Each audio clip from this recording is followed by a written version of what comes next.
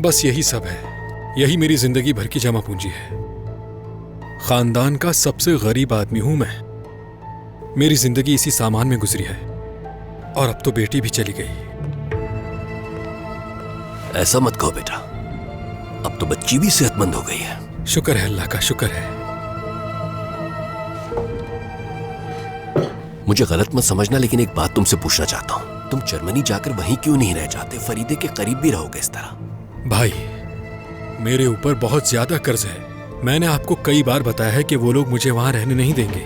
इतनी मुश्किलों से तो यहाँ तुर्की आया हूं मैं। अब तो बस यहीं रहना है और यहीं रहकर हम साथ अच्छी सी जिंदगी गुजारेंगे। इसके अलावा हम क्या कर सकते हैं? और हमने तो दुकान का किराया भी तकसीम कर लिया है। ऐसा नहीं हो सकता, मुझे नसरीन से पूछना होगा इसके बारे में।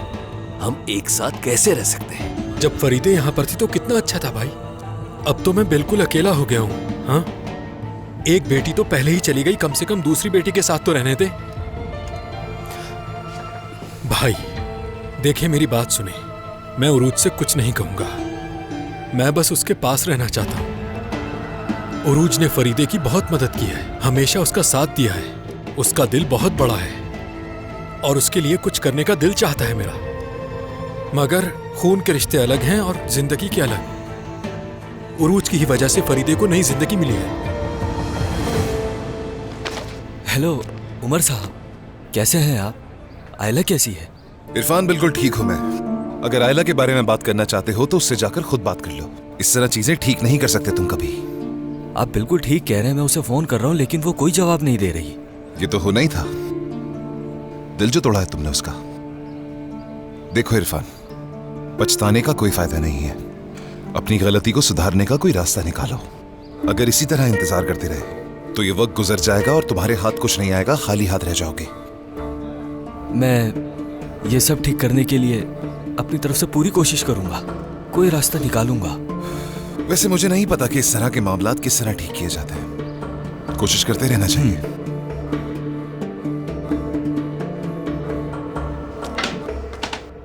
आ जाओ बेटा, आ जाओ। चलो अच्छा है उमर, तुम भी यहाँ पर आ गए। सादिक बाबा, अगर आपके पास वक्त है तो हम थोड़ी बात कर सकते हैं।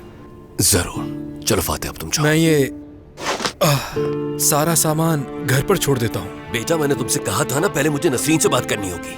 ठीक है, तो आज शाम को हम उनसे बात कर लेंगे भाई। चले, खुदा हाफिज।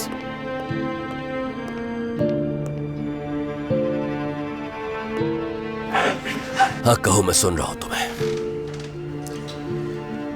सादिक बाबा, आप मुझ पर गुस्सा हैं, जानता हूं, और आप अपनी जगह सही भी हैं। मुझे भी बहुत अफसोस है उन चीजों के लिए।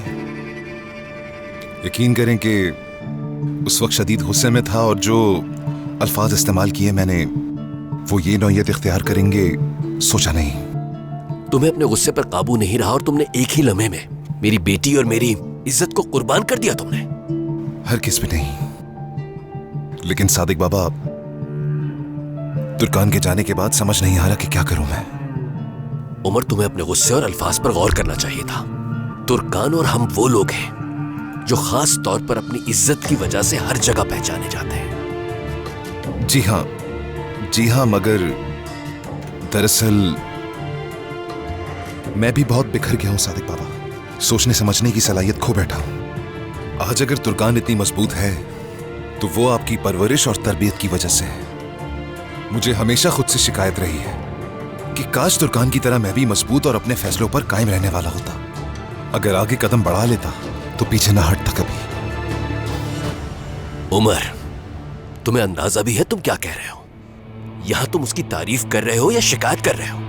ये शिकायत नहीं, लेकिन उसका गुरूर है और यही गुरूर और जिद उसका घर बर्बाद करेगा। सादिक बाबा, जरा सोचें, अगर हम अपनी औलाद को खुशहाल एक मिनट रुको।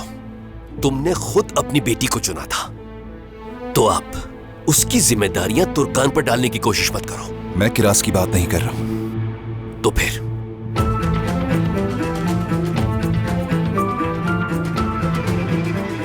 तुर्कान प्रेग्नेंट है।